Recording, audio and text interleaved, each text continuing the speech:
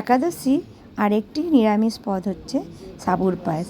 এটা খেতে খুব সুন্দর হয়, এটা আপনারাও করে দেখবেন, এমনি নিরামিষের দিনেও করে দেখবেন, খুব ভালো লাগে খেতে। এই দুধটাকে প্রথম ফুটিয়ে, প্রায় 1 লিটার দুধকে ফুটিয়ে হাফ লিটার করতে হবে। তারপরে আগে থেকে ভিজিয়ে রাখা বড়দানা সাবুকে জল ঝরিয়ে নিয়ে তারপর ওই দুধে দিয়ে দিতে হবে। দেওয়ার পর কিছুক্ষণ ফুটতে দিয়ে তারপর আমি কিছু কাজু আর আমন্ড কুচিয়ে নিয়েছি। আমন্ড আপনাদের বাড়িতে না থাকলে নাও দিতে পারেন, কাজু দিলেও হবে। তারপরে স্বাদ অনুযায়ী চিনি দিয়ে নাড়তে হবে। এতে আমি এলাচ দিয়েছি, কিন্তু আপনারা এলাচের সাথে একটু কেশরও দিতে পারেন, দিলে কিন্তু কালারটাও খুব সুন্দর আসে আর খেতেও খুব সুস্বাদু হয়।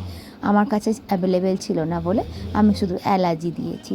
তারপরে একটু স্বাদের জন্য সন্দুক লবণ দিয়েছি, নিরামিষের দিনে তো সন্দুক লবণ দিয়েছি। আর এটা মিষ্টি জিনিসে একটু লবণ দিলে খেতে ভালো লাগে। তারপর ওপর থেকে কিশমিশ ছড়িয়ে এটাকে আমি সার্ভ করলাম। দেখুন কত সুন্দর দেখতে হয়েছে, আর খেতেও অসাধারণ হয়, খুবই ভালো লাগে।